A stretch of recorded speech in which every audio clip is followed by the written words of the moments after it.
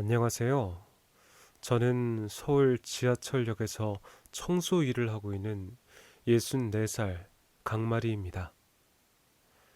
이 나이에 이런 이야기를 쓰게 될 줄은 정말 몰랐습니다. 살다 보면 별일이 다 있다고들 하잖아요. 저도 그렇게 생각하며 살았습니다.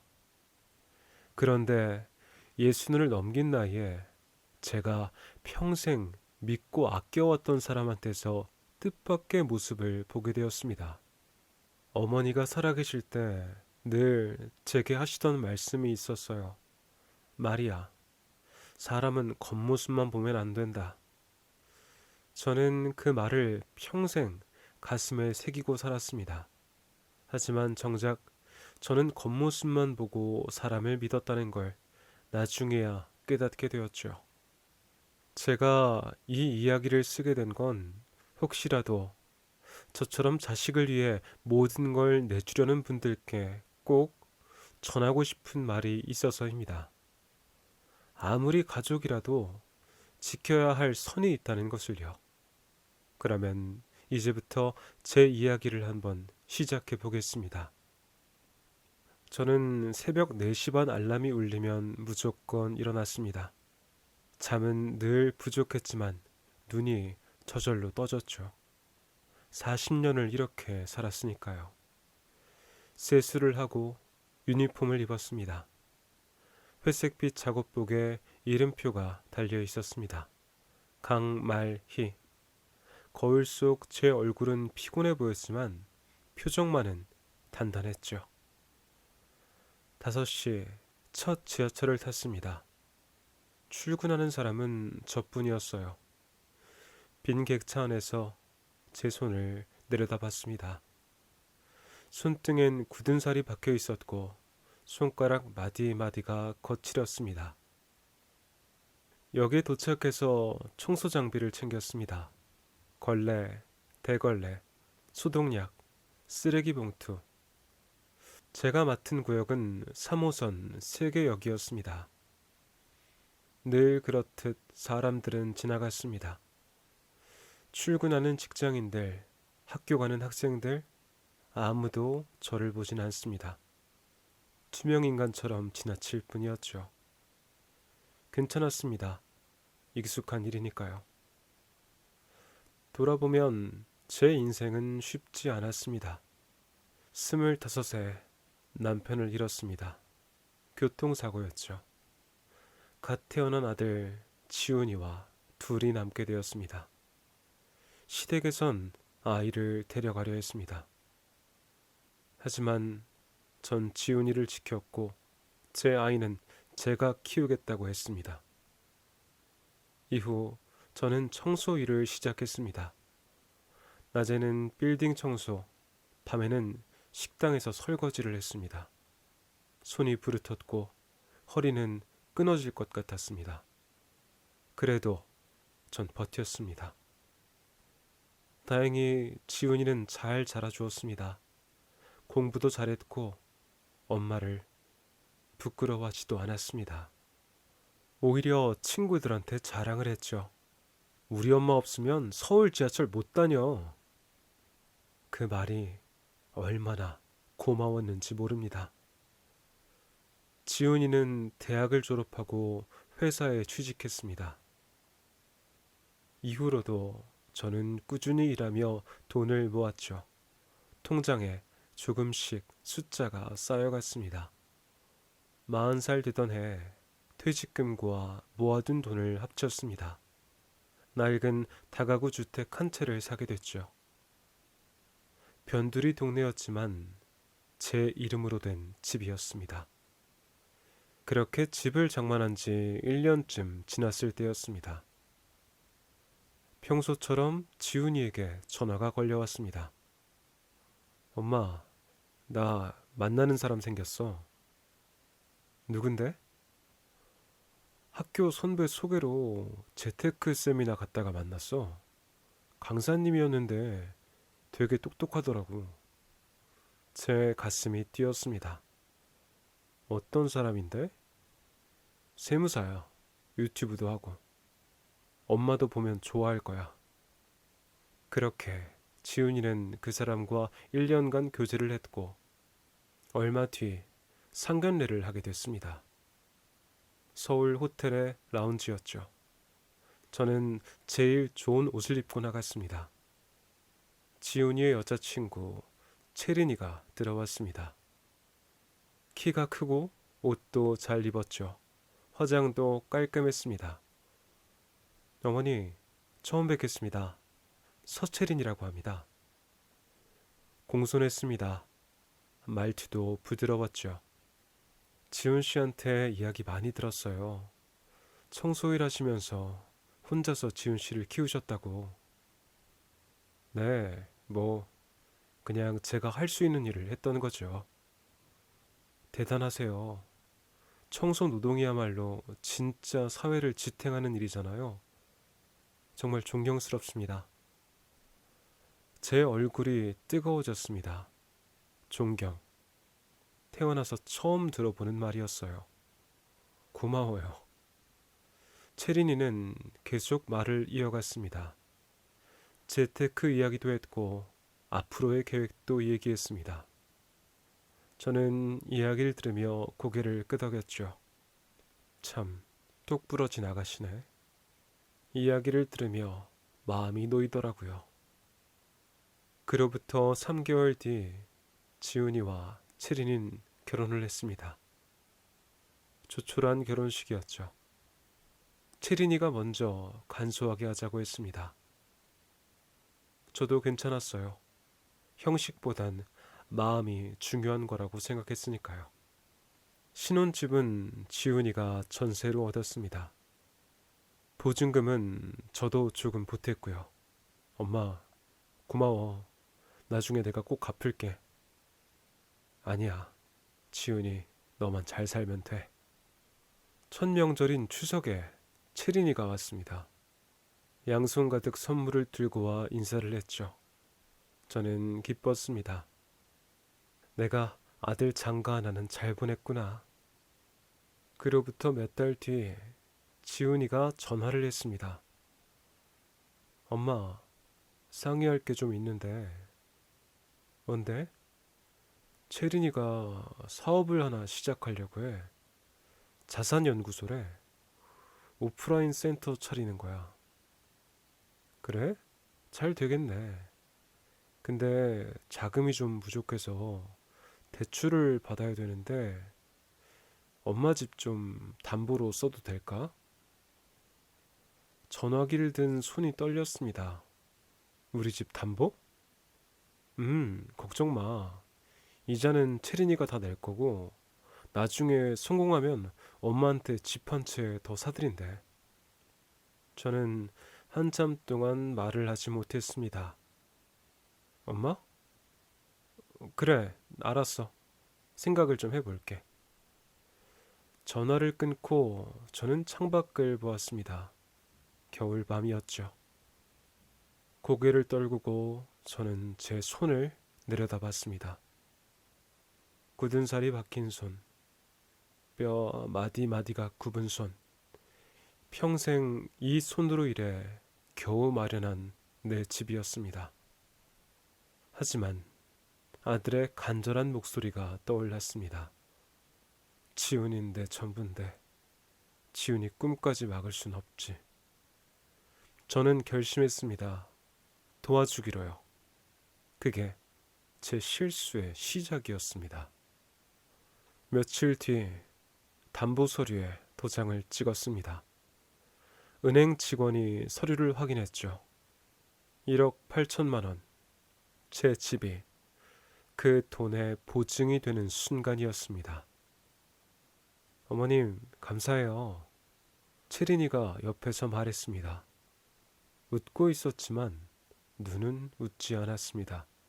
제 착각이었을까요? 잘 되면 좋겠네. 당연히 잘 될 거예요. 제가 얼마나 준비했는데요. 그렇게 저는 은행을 나왔습니다. 완연한 봄날이었지만 등은 시렸습니다. 지훈이가 결혼한 지도 1년이 지났습니다. 겉으로는 평온해 보였죠. 평소처럼 매년 명절에 인사를 받고 선물도 챙겼습니다. 하지만 신혼 초와는 분위기가 달랐습니다. 채린이는 늘 자기 이야기만 꺼냈죠. 이번에 대기업 CFO 상담 맡았어요. 유튜브 조회수가 10만을 넘었어요. 다음 달에 저 방송 출연해요. 저는 그저 고개를 끄덕이며 들었습니다. 대단하다고, 잘한다고 맞장구도 쳐줬죠. 그러다가 제가 제 옛날 얘기만 꺼내면 분위기가 달라졌습니다. 어머니, 요즘 그런 시대 아니에요. 세상이 많이 변했잖아요. 이렇게 건성으로 대답하고 다시 자기 얘기로 돌아갔습니다. 그럼에도 지훈이는 늘 아내 편이었죠. 제가 뭔가 말하려고 하면 먼저 말을 끊었습니다. 엄마, 채린이 바쁘니까 그 얘긴 나중에 하자. 저는 마지못해 입을 다물었죠. 그러던 어느 날 채린이에게서 전화가 왔습니다. 어머니, 다음 주에 제 자산연구소 오픈해요. 그래? 축하한다. VIP 고객 설명회 하는데 혹시 오실 거예요? 내가 가도 되니? 당연하죠. 어머님도 투자하셨잖아요. 전화를 끊고 저는 며칠 동안 준비했습니다. 떡을 만들었습니다. 팥을 삶고 찹쌀을 쪘죠. 정성스럽게 모양을 빚었습니다. 우리 며느리 큰일 하는데 내가 이 정도는 해줘야지. 가슴이 벅찼습니다. 그렇게 연구소 오픈 당일 제일 좋은 옷을 입고 갔습니다. 떡 상자를 양손에 들었죠.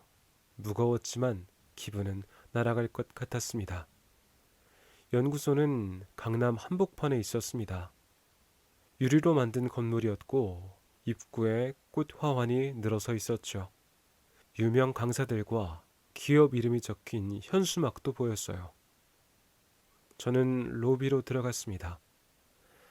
대리석 바닥이 반짝였고 천장은 높았습니다. 고급 정장을 입은 사람들이 많이 오가고 있었죠. 채린이가 멀리서 저를 보았습니다. 순간 채린이의 표정이 굳었습니다. 하지만 이내 표정을 고쳐 미소를 지으며 다가왔죠. 어머니, 오셨어요? 떡 좀 해왔어. 주변 사람들이 저를 봤습니다. 시선이 느껴졌죠. 채린이가 다급하게 제 팔을 잡았습니다. 사람들 시선이 닿지 않는 비상계단 쪽으로 저를 끌어갔죠. 어머니, 목소리가 낮았습니다. 왜? 여기 제 VIP 고객들 오는 곳이에요. 응? 이런 시골 잔치 같은 떡은 여기 이미지랑 안 맞아요. 제 손이 떨렸습니다. 떡 상자를 꽉 쥐었죠. 뭐라고? 그리고 어머니 복장도 오늘 행사랑 전혀 맞지도 않고요.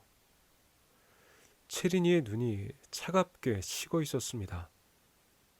조용히 있다가 가주세요. 지훈 씨한테도 오신 건 비밀로 하시고요. 직원이 다가왔습니다. 대표님, 손님들 기다리세요. 네, 금방 갈게요. 채린이가 돌아섰습니다. 직원이 제게서 떡상자를 가져갔죠. 이건 뒤에 올려둘게요. 저는 멍하니 서 있었습니다. 텅 빈 손을 바라보며 말이죠. 그렇게 행사가 끝난 후 저는 버스를 타고 집으로 돌아왔습니다. 집에 도착해선 제가 늘 입는 유니폼 재킷을 보았습니다. 소매가 헤어져 있었죠. 그리고 제 손톱 밑엔 아직도 검은 떡가루가 남아 있었고요. 고개를 올려 거울을 봤습니다. 주름진 얼굴, 거친 손, 낡은 옷. 채린이 보기에 내가 창피한 사람인가 보네. 가슴이 답답했습니다. 그날 밤 잠도 오지 않았죠. 서랍에서 담보 서류를 꺼냈습니다. 저의 집 주소, 내 도장, 1억 8천만 원. 그런 아이한테 내가 내 손으로 내 집 목숨줄까지 쥐어줬구나. 후회가 밀려왔습니다. 그로부터 며칠 뒤 동생 순자가 찾아왔습니다. 얼굴이 상해 있었죠. 언니, 나 큰일 났어. 왜? 무슨 일인데? 서채린 자산연구소 알지? 제 눈이 동그래졌습니다. 거기서 상담받고 노후자금 8천만 원 맡겼는데 순자가 울먹였습니다. 절세형 상품이라서 믿었어. 근데 국세청에서 연락이 오더라고. 과태료를 내래. 뭐? 고위험 폰드였다나. 세법을 위반한 거래. 추징금까지 합쳐서 2천만 원 넘게 내야 된대. 순자가 서류를 꺼냈습니다. 상담 계약서, 국세청 통보서. 제 손이 너무 떨렸습니다. 서류를 읽어보니 채린이 이름이 마지막에 적혀 있었습니다. 언니도 거기 투자했다며. 담보를 섰어. 담보? 뭘로? 이 집으로. 순자의 얼굴이 하얗게 질렸습니다. 언니, 이거 상황이 진짜 심각해. 나만 당한 게 아닐 거야. 그 다음날 지훈이를 만났습니다. 집 근처 카페에서요. 엄마, 무슨 일이야? 지훈아, 채린이 회사 일 좀 물어볼게. 왜? 무슨 문제 있어? 순자 이모 알지? 거기서 상담받았는데 문제가 좀 생겼대. 지훈이의 표정이 굳었습니다. 무슨 문제? 고객들한테 잘못된 상품을 권유한 것 같아. 국세청에서 연락까지 왔대. 그건 그 고객들이 잘못 이해한 거 아닐까? 지훈아, 순자 이모야. 순자 이모가 거짓말할 이유가 없잖니. 엄마는 어떻게 며느리 편은 안 들고. 지훈이가 자리에서 일어났습니다. 기다려, 지훈아. 엄마, 채린이는 전문가야. 실수할 사람이 아니라고. 지훈아, 나 늦었어. 회사 가봐야 돼. 지훈이는 뒤도 돌아보지 않고 나가버렸습니다. 저는 차게 식어버린 커피를 마셨습니다. 쓴맛이 입안에 퍼졌어요. 그렇게 집으로 돌아와 인터넷을 켰습니다. 채린이의 유튜브를 찾아봤죠. 영상들이 많았습니다. 화려한 화면에 자신감 넘치는 표정. 댓글도 읽어봤습니다. 강의 듣고 손해봤어요. 환불 안 돼요? 왜 연락이 안 돼요? 부정적인 댓글들이 보였습니다. 삭제된 댓글도 많았죠. 저는 순자에게 전화했습니다. 순자야, 혹시 다른 피해자들도 알고 있니? 당연히 있지. 단톡방도 있어. 나 좀 초대해줘. 언니도? 내가 확인을 좀 할 게 있어서. 단톡방에 들어갔습니다. 40명이 넘는 사람이었죠. 모두들 비슷한 얘기를 했습니다. 잘못된 상담, 그로 인한 엄청난 손실, 그리고 연락 두절. 저는 숨을 깊게 들이마셨습니다. 이게 나 혼자만의 문제가 아니구나. 멍한 눈으로 창밖을 바라보았습니다. 밤이 깊어가고 있었죠. 저는 제 담보 서류를 다시 꺼냈습니다. 이대로 가만히 있을 순 없어. 저는 결심했습니다. 움직이기로요. 순자와 함께 피해자 모임에 나갔습니다. 동네 커피숍 2층이었죠. 12명이나 되는 사람이 보였습니다. 모두 제 또래이거나 더 나이가 드신 분들이었습니다. 한 분이 이야기를 시작했습니다. 저는 퇴직금 3천만 원을 맡겼어요. 안전하다고 했거든요. 저는 아파트 담보대출 받아서 5천만 원 넣었어요. 아니, 왜 이렇게 연락이 안 되는지 문자를 보내도 답이 없어요. 모두들 비슷한 이야기였습니다. 체린이의 화려한 말에 속았고 돈을 잃었고 이제는 연락조차 되지 않는다는 것이었죠. 제 순서가 왔습니다. 저는 강마리입니다. 그 회사 대표 서채린 시어머니예요. 커피숍이 조용해졌습니다. 모두 저를 쳐다봤죠. 집을 담보로 잡혔어요. 1억 8천만 원. 한 분이 한숨을 내쉬었습니다. 선생님, 진짜 큰일 나셨네요. 압니다. 순자가 제 손을 잡으며 말했습니다. 언니, 혼자 아니야. 우리 다 같이 움직여보자. 저는 고개를 끄덕였습니다. 며칠 뒤 저는 체린이의 친정으로 가보기로 했습니다. 순자와 함께 버스를 2번이나 갈아타고 갔죠. 오래된 아파트 단지였습니다. 초인종을 누르니 사돈이 나왔습니다. 아니, 사돈이 어떻게... 안녕하셨어요. 사돈의 얼굴이 굳었습니다. 들어오시죠.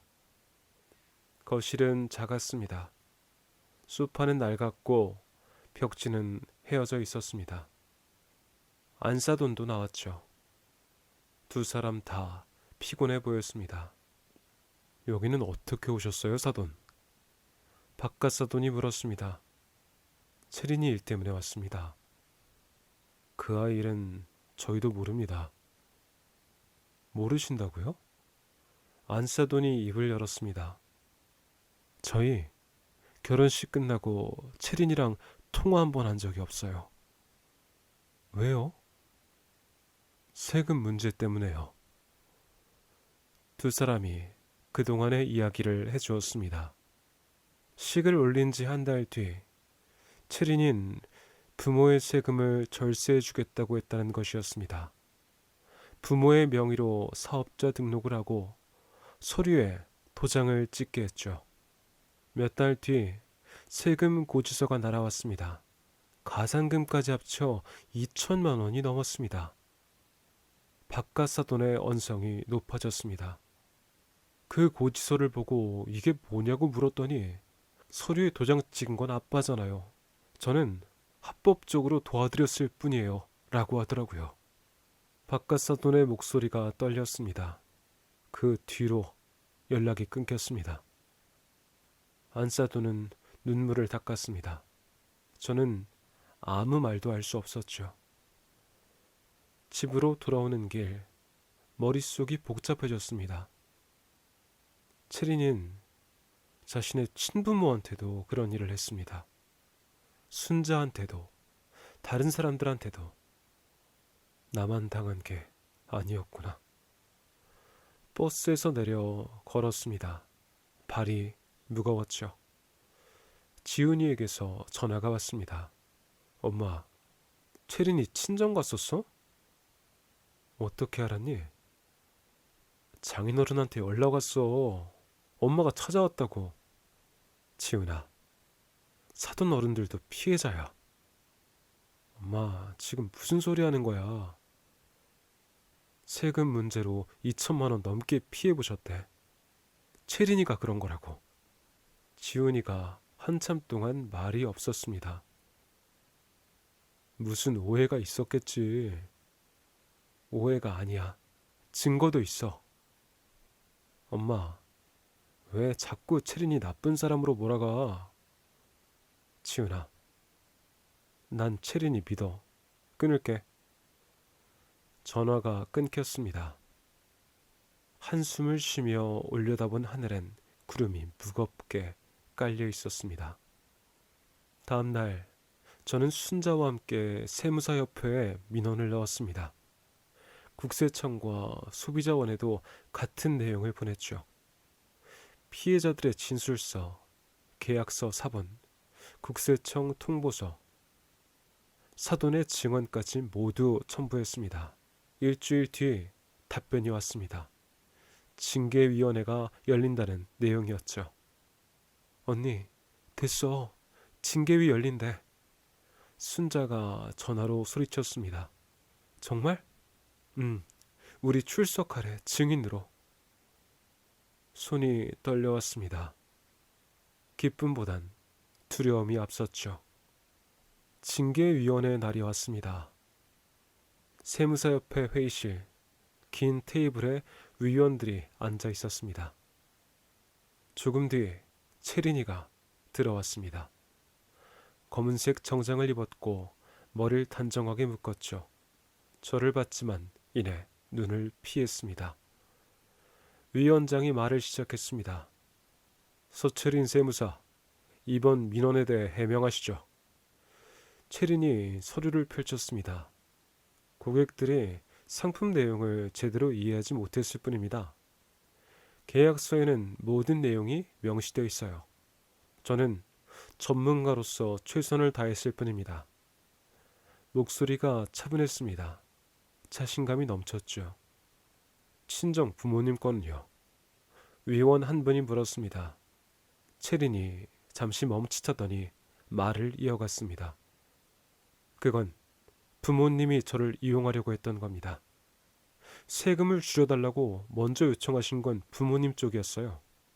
저는 거절했지만 계속 졸라대셔서 어쩔 수 없이 도와드린 것뿐입니다. 안사돈이 자리에서 일어났습니다. 거짓말하지 마. 목소리가 떨렸습니다. 우린 딸한테 세금 줄여달라고 한 적 없어요. 딸아이가 먼저 서류 가져와서 도장 찍으라고 했다고요. 채린이는 고개를 돌려 어머니를 보지 않았습니다. 그렇게 다음 순서로 제 차례가 왔습니다. 일어서는데 다리가 후들거렸죠. 저는 강마리입니다. 목소리가 작았습니다. 크게 말씀해 주세요. 위원장이 말했습니다. 저는 숨을 깊게 들이마시고 말을 이어갔습니다. 저는 서채린의 시어머니입니다. 제 집을 담보로 1억 8천만 원 대출을 섰습니다. 저는 담보 서류를 꺼내며 떨리는 손으로 서류를 테이블에 놓았습니다. 며느리를 믿었습니다. 아들이 간절히 부탁했고 며느리가 잘할 거라고 믿었습니다. 하지만 돈을 받자 며느리는 금세 태도를 바꾸더군요. 자신의 사업장을 오픈하는 날 저를 계단에서 쫓아냈습니다. 제가 해온 떡이 이미지랑 안 맞는다고, 제 추레한 옷차림이 행사와 안 맞는다고요. 제 목소리가 떨려왔습니다. 저는 평생 청소 일을 했습니다. 손이 거칠고 옷은 낡았지만 이 손으로 아들을 키웠고 이 손으로 집을 샀습니다. 위원들이 저를 쳐다봤습니다. 저는 며느리에게 부끄러운 사람이 아닙니다. 그런데 며느리가 저를 부끄러운 사람으로 만들더군요. 다음으로 순자의 서류도 보여줬습니다. 국세청 통보서도 같이 보여드렸죠. 이건 한두 사람 문제가 아닙니다. 많은 사람이 피해를 봤어요. 말을 마친 후 저는 온 몸에 힘이 풀려 의자에 주저앉았습니다. 채린이는 저를 차가운 눈빛으로 쏘아보았습니다. 그렇게 길었던 징계위원회가 끝났습니다. 복도에서 순자가 저를 끌어안았죠. 언니, 잘했어. 정말 잘했어. 안사돈도 다가왔습니다. 고맙습니다. 용기 내주셔서. 저는 고개를 끄덕였습니다. 창밖을 보니 해가 지고 있었습니다. 그로부터 한 달 뒤 징계위원회의 결과가 나왔습니다. 그동안 저는 평소처럼 일을 했죠. 새벽 5시에 일어나 지하철역으로 갔습니다. 화장실을 닦고 계단을 쓸었죠. 하지만 달라진 게 있었습니다. 저는 더 이상 제 손이 부끄럽지 않았죠. 이 손으로 많은 것들을 지켜냈으니까요. 퇴근하고 집에 돌아오니 순자에게 전화가 왔습니다. 언니, 결과 나왔대. 뭐래? 징계 확정됐어. 자격 정지래. 가슴이 두근거렸습니다. 얼마 동안? 1년. 그리고 영업행위 제한도 걸렸대. 피해 배상은? 권고사항으로 들어갔어. 우리한테 수수료랑 손실 일부를 돌려줘야 된대. 떨리던 손이 진정되었습니다. 안도의 한숨을 내쉬었죠. 며칠 뒤 세무사협회에서 공식 문서가 나왔습니다. 징계 내용과 배상 권고사항이 적혀 있었죠. 특히 저의 케이스에 대해선 이렇게 적혀 있었습니다. 강마리의 다가구 주택을 담보로 한 대출은 실질상 서채린의 사업 자금으로 사용되었음이 인정됨. 서채린은 강마리에게 1억 8천만 원의 채무를 지며 일정 기간 내에 상환할 것을 권고함. 저는 그 문서를 여러 번 읽었습니다. 믿기지가 않았죠. 순자가 옆에서 이야기했습니다. 언니가 이겼어. 우리가 이긴 거야. 그래. 눈물이 났습니다. 참았지만 주르륵 흘러내렸죠. 그날 저녁 지훈이가 집에 왔습니다. 오랜만이었죠. 얼굴이 많이 상해 있었습니다. 엄마, 왔니? 미안해, 엄마. 지훈이가 고개를 숙였습니다. 엄마 말이 다 맞았어. 내가 잘못 본 거야. 제 가슴은 아팠습니다. 앉아. 지훈이가 소파에 앉았습니다. 저도 그 옆에 앉았죠. 징계위 과정 다 지켜봤어. 채린이가 엄마한테, 순자 이모한테, 심지어 장인어른 장모님한테 그러는 거 내 눈으로 다 봤어. 지훈아, 나는 채린이를 믿었는데 다 착각이었나 봐. 내가 본 건 그냥 겉껍데기 뿐이었나 봐. 지훈이의 목소리가 떨렸습니다. 당분간 별거하기로 했어. 이혼도 준비 중이야. 저는 아들의 손을 잡았습니다. 힘들지? 근데 괜찮아. 이게 맞는 것 같아. 지훈이가 고개를 들었습니다. 눈은 빨갛게 충혈되어 있었죠. 엄마, 진짜 미안해. 엄마 집까지 담보로 잡히게 만들어서. 저는 아들의 등을 토닥였습니다. 우리 둘 다 배운 거야. 이번 기회. 앞으로 잘 살면 돼. 지훈이가 제 어깨에 머리를 기대었습니다. 오랜만에 느끼는 아들의 온기였죠. 한 달 뒤 합의서가 작성되었습니다. 채린이가 저에게 1억 8천만 원을 상환하기로 한 문서였죠. 월 단위로 나눠 갚기로 했습니다. 변호사 사무실에서 공증을 받았습니다. 채린이도 왔죠. 우리는 서로 눈도 마주치지 않았습니다. 공증을 마치고 나오는 길, 채린이가 저를 불러 세웠습니다. 어머니?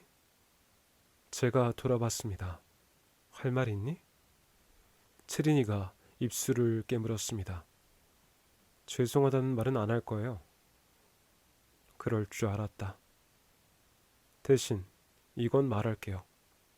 저도 살려고 그런 거예요. 다른 사람 짓밟으면서 채린이는 대답하지 않았습니다. 저는 그대로 들어서 저의 길을 갔습니다. 이후 채린이의 자산연구소는 문을 닫았습니다. SNS 계정도 업데이트가 멈췄죠. 팔로워들은 떠났고 유튜브 영상엔 비난 댓글만 남았습니다. 순자도 배상금을 받았습니다. 전부는 아니었지만 절반 이상을 돌려받았죠. 언니 덕이야. 언니가 용기 안 냈으면 우리 모두 그냥 당하고 끝났을 거야. 아니야. 우리가 같이 싸운 거지. 보름 뒤 지훈이의 이혼 소송 또한 순조롭게 진행되었습니다. 체린이 측에서도 크게 다투지 않았습니다. 이미 징계와 채무가 있었기 때문이죠. 반년 뒤 이혼이 확정됐습니다. 지훈이가 저를 찾아왔어요. 엄마, 끝났어. 그래, 고생했다. 그리고 엄마, 고마워. 뭐가? 날 포기 안 해줘서. 제 눈시울이 뜨거워졌습니다. 당연한 거야. 너 내 아들이잖아. 고마워. 그리고 엄마도 알지? 엄만 절대 부끄러운 사람이 아니야. 그래, 지훈아. 지훈이가 저를 안았습니다. 그날 밤 지훈이가 돌아간 뒤 저는 창밖을 보았습니다. 별이 떠 있었죠. 슬며시 고개를 내려 제 손을 쳐다봤습니다. 굳은 살이 박힌 손, 주름진 손. 이 손으로 아들을 키웠습니다. 이 손으로 이 집을 지켰습니다. 내 손은 절대 부끄러운 손이 아니었습니다. 그렇게 불을 끄고 저는 생각했습니다. 내일도 해가 뜰 거야. 그리고 나는 또 하루를 살아가겠지. 이제는 누구를 위해서가 아니라 나를 위해서. 저는 눈을 감았습니다. 마음이 편해졌어요. 흙 묻은 이 손으로 지킨 집이 있었고, 지켜낸 자존심이 있었고, 함께 웃을 사람들이 있었습니다. 그것이면 충분했습니다.